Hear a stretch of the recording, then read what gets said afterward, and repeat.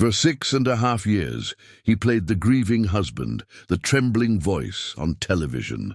The tears that came right on cue. He begged the cameras, "Please, just come home." The world believed him, reporters comforted him, neighbors prayed for him, but every time he walked down those stairs, his shoes clicked against the concrete that hid her. His missing wife wasn't missing at all. She was right there, beneath his feet, and every desperate plea he made to bring her home was said whilst he was standing on her grave. "I've never once in nearly 30 years of being together. The most I've ever done to her is a tight cuddle, loving the bones off her. Tonight, we follow the footsteps that clicked over concrete, and the secret it's sealed." Tina Satchwell was born Tina Dingavan on the 30th of November, 1972, in Fermoy, County Cork, a small Irish town with colourful houses, winding streets, and a close-knit heart. The kind of place where everyone knows your name, and your story travels faster than the river itself. Standing 5'4", with blonde, shoulder-length hair and striking blue eyes, Tina had a smile that seemed to warm even the coldest mornings. A Tweety bird tattoo rested on her chest, and a tiny belly button piercing glimmered like a secret. She was bright, bubbly, and always put together. Yet those who knew her best would say she was also quietly shy, someone who carried her emotions close, but gave her laughter freely. Ask anyone in Fermoy, they'll tell you. Tina lit up a room before she even said hello. Tina's early years weren't simple. She was raised by her grandmother, Florence Dingavan, believing for most of her childhood that Florence was her mother. It wasn't until her confirmation day, when she needed her birth certificate, that the truth surfaced. Her biological mother was Mary Collins, the woman she had always thought was her sister. The revelation shook her, but it didn't break her. Tina stayed devoted to Florence, the woman who had given her love, safety, and the closest thing to home she'd ever known. As she grew older, Tina's eye for beauty became her calling. Fashion was her passion.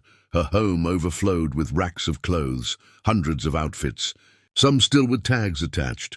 She'd buy, wear, and resell them at car boot sales across County Cork, not just for income, but for connection, the stalls, the chatter, the shared cups of tea. It was her little stage, her small community, and she never came alone. Her chihuahuas, Ruby and Heidi, and her parrot Valentine, were always at her side. Her family in every sense of the word. She often dressed Ruby to match her own outfits, earning smiles wherever she went. She adored animals since childhood. Stray cats and dogs seemed to follow her home as if they knew they'd found kindness. Tina loved the sea, the salt air, the sense of freedom that came with it. When she and her husband Richard moved to Youghal, a coastal town, in 2016, that love for the water became her peace. Her GP of nearly 2 decades described her as friendly, open and full of life, healthy, grounded, and with no mental health issues, no conditions that could explain a sudden disappearance or death. But there was one wound she never healed from, the suicide of her brother, Tom, in 2012. It broke something in her that never fully mended. To cope, she brought Ruby into her life, the little dog that helped her survive the silence. Tina Satchwell was more than a name on a missing poster. She was colour, laughter, compassion, and trust, the kind of trust that tragically can be broken by the person closest to you. It was March 3rd, 1989, in Colville near Leicester, England, when 17-year-old Tina Dingavan met 22-year-old Richard Satchwell. He was a lorry driver from Leicester, practical, serious, and immediately captivated by the lively Irish girl who smiled like the sun. Later, Richard would tell his brother that from the moment he saw Tina, "I'm going to marry that girl." To him, she wasn't just beautiful, she was his trophy wife, his perfect Irish rose, someone he believed was out of his league. For Tina, it felt like love, fast, consuming, and comforting. They began dating quickly, inseparable within weeks. By October 1989, Richard proposed at Mount Pleasant, overlooking Youghal Bay, a symbolic spot she would one day return to. 2 years later, On Tina's 20th birthday, the couple married in Oldham, England, on 30th November 1991. But the fairy tale came at a cost. Richard's family, who held deep anti-Irish prejudice, issued an ultimatum: choose us or her. He chose Tina and never spoke to his mother again. None of his family attended their wedding, to most. That might sound romantic, proof of loyalty and devotion, but for Tina, it was the beginning of isolation, a quiet wall forming between her and the rest of the world. In the years that followed, Richard's love began to take on a different shape, not affection, but possession. He spoke about her like she was porcelain, delicate, perfect, something to be kept close and guarded from everyone else. He told friends he worshipped her. He knew every detail, her body measurements, clothing sizes, even how many bubbles she liked in her nightly baths. Every night, Richard ran her baths. He said he would towel her off, apply baby oil to her skin, and massage her feet. To outsiders, it might sound tender, caring, even, but beneath that ritual was control disguised as devotion. He decided when she bathed, what she wore, who she saw. Her independence, inch by inch, was replaced with routine. Tina's half-sister, Lorraine Howard, would later recall the subtle red flags that became patterns of fear. She described Richard as obsessive, possessive, and odd, a man who needed Tina to be his entire world, and no one else's. He would criticize every friend Tina made, until her social circle grew smaller and smaller. If a friend didn't meet his approval, he'd find fault. If a neighbor said hello too often, he'd question her loyalty. Gradually, the bubbly girl from Fermoy stopped going out altogether. Tina confided in Lorraine that she sometimes felt trapped, like leaving wasn't an option. She told her sister, "If I tried to go, he'd follow me to the ends of the earth." That wasn't love anymore. That was captivity wrapped in the language of care. Love can hold your hand, or it can hold your world hostage. By the early 2000s, the couple moved back to Ireland, settling in Fermoy, where Tina hoped for a fresh start. But what began in Leicester as a whirlwind romance was already showing cracks, the kind that don't just split a marriage. They split a person's sense of self, and for Tina, that would soon mean being cut off, not just from the world, but from every chance she had to be free. In May 2016, Tina and Richard Satchwell packed up their life in Fermoy and moved 70 kilometers east to the seaside town of Youghal, County Cork. The address was 3 Grattan Street, a narrow, aging terrace near the harbour, where the sea air lingered heavy and the days passed quietly. For Tina, the move was supposed to be a fresh start, a peaceful escape from the gossip and old memories of Fermoy. But for Richard, it was something else entirely, a chance to draw the circle tighter. In Fermoy, Tina had friends, family, and familiar faces. In Youghal, she had no one. Neighbors would later recall rarely seeing her alone. If she stepped outside, Richard was beside her, always. If she visited the shops, it was together. If someone waved hello, he was the one to answer. Isolation had a new address, and it was written on the front door of 3 Grattan Street. Money was tight. They lived on social welfare benefits, with Richard officially listed as Tina's dependent. Their joint account was often overdrawn, and Richard was known to withdraw cash the moment it arrived. What little they had went fast, and the pattern of control stretched even into their finances. Tina managed the paperwork, but Richard handled the cash. Behind the scenes, Richard's past told a different story. Between 1999 and 2004, he had 14 criminal convictions: theft, larceny, social welfare fraud, and public order offences. He'd even spent a month in Cork prison for welfare fraud in 2002. By 2016, they were living a small, enclosed life, no children, no steady income. No community ties, just Tina, her pets, and the man she trusted, a man already practiced at hiding things. The sea was supposed to bring her peace, but instead it would become the silent witness to the darkness waiting beneath those stairs. It was a typical Sunday. Tina and Richard Satchwell drove 40 minutes from Youghal to a car boot sale in Carrigtwohill, just outside Cork. The stalls buzzed with conversation, the smell of coffee drifting through the air. Tina was in good spirits, laughing with vendors she'd known for years. She bought a black jacket, a dress, and a bottle of expensive perfume, little luxuries she'd saved for, to anyone watching. She looked happy, planning for another ordinary week. One friend, John Keoghan, joked about her maybe meeting another man. Tina smiled and replied firmly, "I have one man only." That moment, that light-hearted laugh in a busy field, would become the last time anyone outside her home ever heard her voice. According to Richard, the next morning began normally. He said he made Tina breakfast, tea, toast, and his special fruit and yogurt. Around 10 a.m., she supposedly asked him to drive to Aldi in Dungavan, 30 kilometers away, to buy fish and parrot food for their parrot, Valentine. He claimed he left around 10 or 10:30, and when he returned 2 hours later, Tina was gone, along with 2 suitcases and $26,000 in cash she'd allegedly kept in a box in the attic. No note, no message, just silence. For 4 days, Richard told no one. He didn't call her family. He didn't contact Gardaí. He said he thought Tina just needed time to clear her head. On Friday, 24 March 2017, Richard finally drove 43 kilometers, not to his local Garda station in Youghal, but all the way to Fermoy Garda station, Tina's hometown.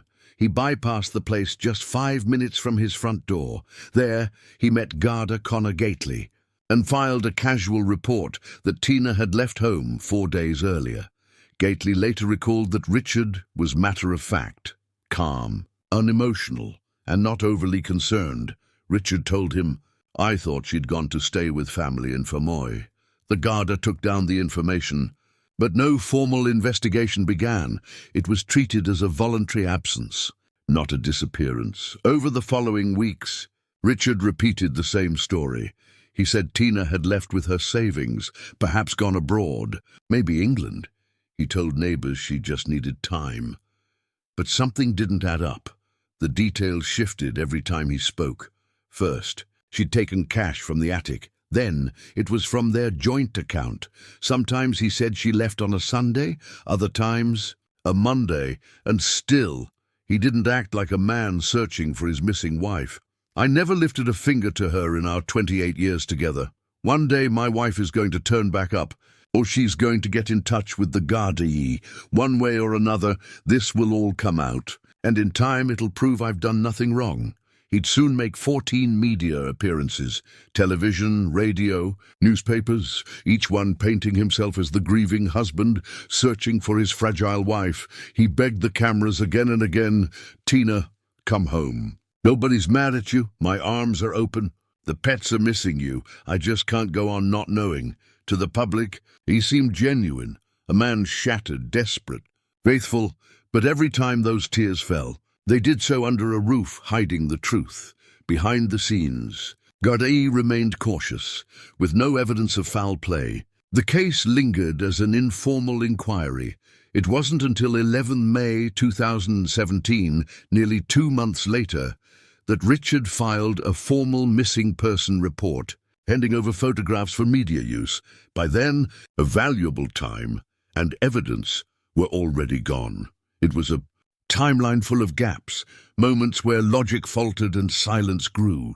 Wasn't just the holes in his story, it was the timing of them. Tina was missing, or so the world was told, but inside 3 Grattan Street, the truth had never left. When most families lose someone, they grieve in private, behind closed doors, surrounded by silence and prayer. But for Richard Satchwell, grief became a performance. Between June 2017 and March 2018, he gave at least 14 recorded interviews, television, radio, newspapers, making himself constantly available to journalists. His face, now as familiar to the public as his missing wife's. He appeared on RTE's Crime Call, Primetime Investigates, Virgin Media News, And every major local radio station that would take his call. Always the same message, always the same tears. Tina, come home. Nobody's mad at you, my arms are open. The pets are missing you, I just can't go on not knowing. You need just ring the Gardaí. Let people know that you're all right. He wept on cue, his voice trembling just enough to sound authentic. Reporters offered tissues, viewers wept with him. He was the perfect portrait of a broken husband, but behind that camera-ready sorrow was strategy. He crafted an image, a man wronged by circumstance, a devoted husband lost in confusion. He told every outlet that he'd never lifted a finger to her and that Tina had simply needed space. He even claimed he was willing to take a lie detector test. It sounded bold, the mark of an innocent man, but when offered one live on radio, he refused, said he was tired and unwell. The pattern was clear. He didn't mind the spotlight, he just wanted to direct it. 10 days after Tina disappeared, he texted her cousin Sarah Howard, offering her a chest freezer. "Sarah, do you want our big chest freezer?" When she didn't respond, he posted it online the very next day. Large chest freezer, free to take away. Working perfect. Just needs a clean. Done deal. That same freezer, investigators would later learn, had once stored something far more chilling. By late April 2017, while the public still searched for Tina, Richard was selling her belongings. The clothes she wore, the boots she loved, even items she had bought just a day before she vanished. To friends who asked where she'd gone, he offered a carousel of explanations. She was sick. From dry rot in the house, she'd gone to England for treatment. She was recovering from a serious infection. Every story different, every story rehearsed. The jacket and dress she'd bought on that final Sunday were still hanging neatly over a door in their living room, unworn, untouched, as if waiting for her return. But Richard wasn't waiting. He was talking endlessly, publicly and always with purpose. He'd taken control of the story before the truth could catch him. He didn't just control the narrative, he syndicated it. And while Ireland grieved for a woman believed to be missing, her husband was already selling the pieces of her life to anyone who'd pay a few euros to take them away. Nearly 3 months after Tina vanished, Gardaí finally obtained a search warrant for the Satchwell home. By then, rumours had spread across Youghal. Some believed Tina had run away, others whispered darker things. The search was led by Sergeant John Shy, who already suspected that something criminal may have happened. The warrant listed the home as a possible scene of injury or incapacitation. For nearly 12 hours, investigators combed through every room, every drawer, every inch of the small red brick house on Grattan Street. What they found was chaos. Unwashed dishes stacked high in the sink, dog feces on the carpet, bird droppings on furniture, a stale, suffocating smell clinging to every surface. But what caught the officers' eyes most wasn't the dirt, it was the newness. Fresh plasterboard covered the wall beneath the staircase. The wood looked new, the paint barely dry, and along one side, a red brick partition, uneven and out of place. It stood out like a patch on the house's history, but no one yet understood just how wrong it was. Forensic scientist Dr. Edward Connolly conducted luminol tests, a chemical that glows blue when it reacts with blood. The lights dimmed, the solution sprayed, the room stayed dark. No traces, no blood on the stairs, the floors or the car, with nothing visible and no body. The team moved on. They took Richard's laptop, his phones, and a few personal items. But they didn't excavate, they didn't use cadaver dogs. They didn't break through the concrete under those stairs. The officers left that night believing they'd searched thoroughly, but what they missed was hidden just 60 centimeters below their feet. That untouched patch of concrete, the one that looked too new, too clean, would sit there unbroken for more than 6 years. Sometimes the hardest place to search is the obvious one. And for all the technology, the testing, the interviews, the truth was right there, waiting quietly under the steps they'd walked past 100 times.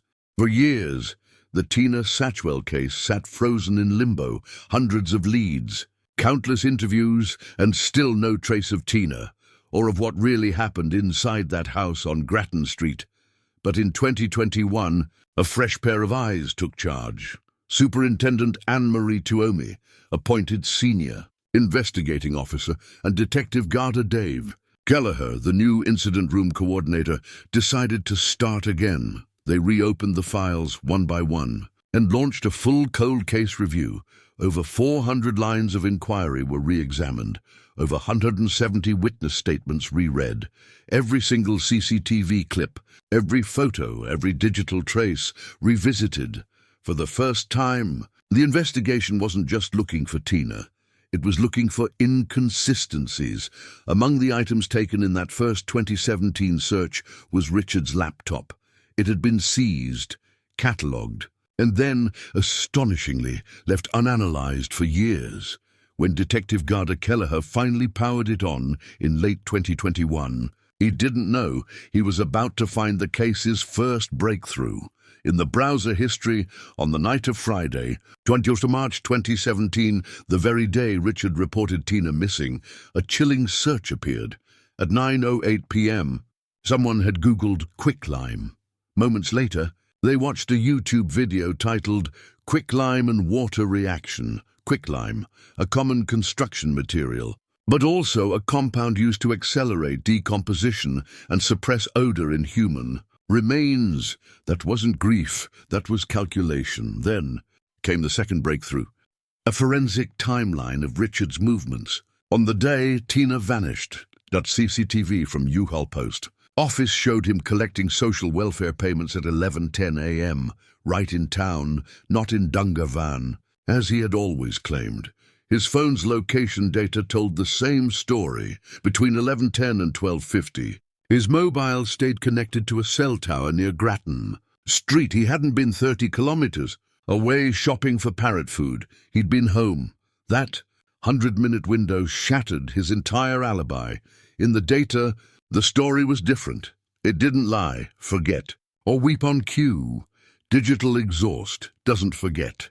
As investigators pieced together digital evidence, search terms, phone pings, timestamps, each tearful interview began to sound more rehearsed, each plea more hollow. By early 2022, Superintendent Tuomi and her team had drawn their quiet conclusion. Tina Satchwell wasn't missing. She was dead, and the person who knew where she was had been standing above her all along. Now, they just needed proof, the kind that couldn't be denied, the kind buried somewhere beneath the stairs.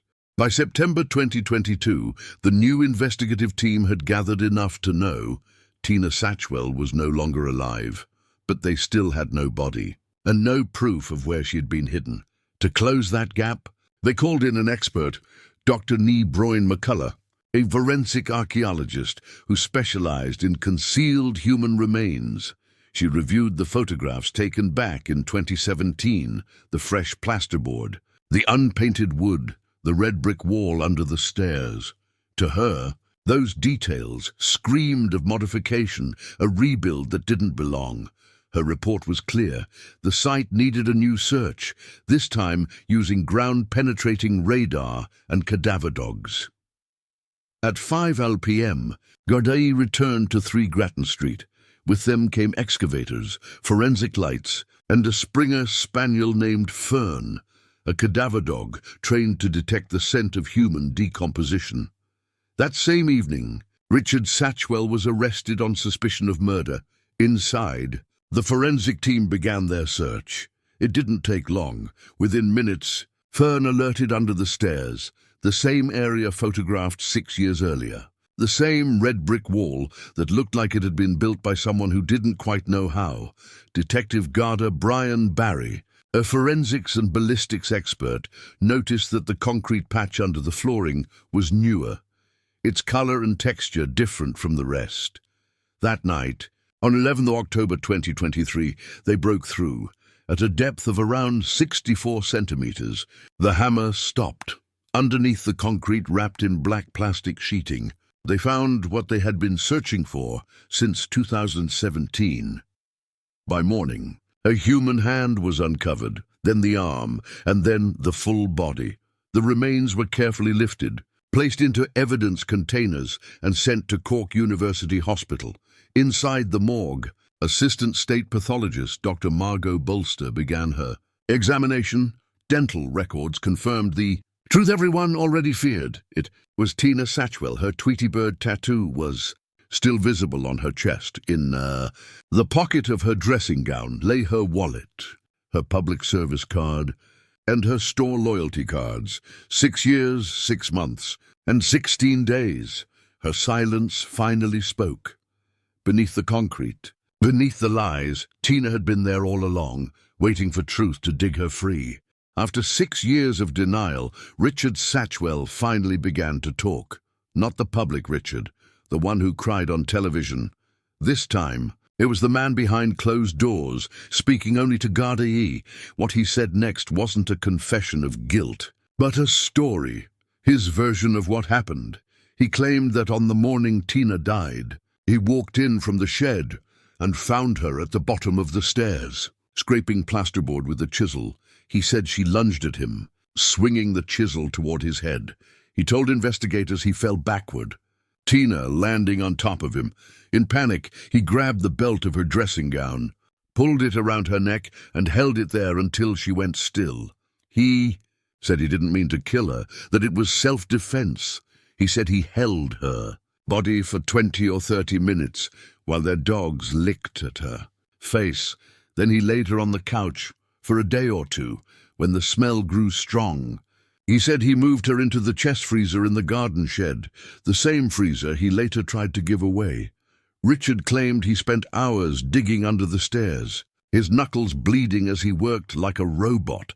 He dug deep, unusually deep, 60 to 80 centimeters down. On Mother's Day, 26th of March 2017, he said he carried Tina's body from the freezer, wrapped her in black plastic sheeting, and buried her face down.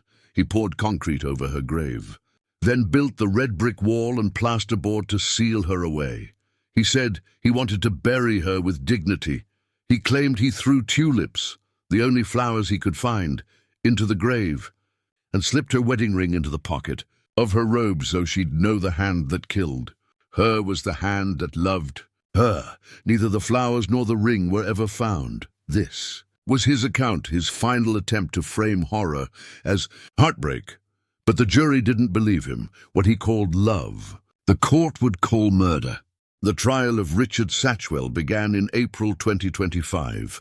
It lasted 23 days, with more than 50 witnesses called to testify. Inside the courtroom, the mask Richard had worn for 6 years finally slipped. Prosecutor Geraldine Small described him as an arch manipulator, a man who had not only killed his wife, but performed his innocence for the world. The forensic story left no room for doubt. There were no fractures on Tina's skeleton, no sign of struggle, no defensive wounds. The quicklime search, made just 4 days after her death, proved consciousness of guilt. The CCTV and phone data dismantled his alibi, placing him at home at the precise moment Tina vanished.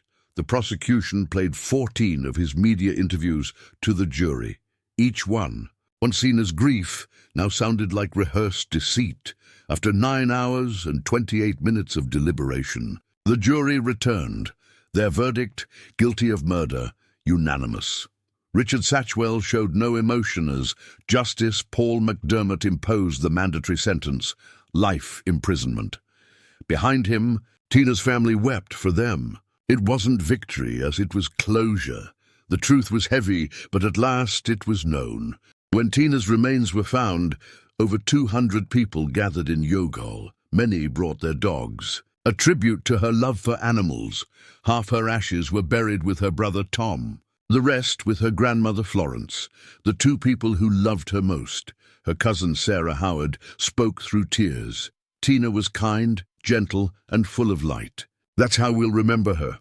Her case was solved not by luck, but by persistence, a team that refused to give up, and a truth that refused to stay buried. Tina deserved a life beyond fear and a resting place above the floorboards, not beneath them. This is the Guilty Crime Stories. If Tina's story moved you, share this episode. And if you or someone you know needs help, we've listed support resources below.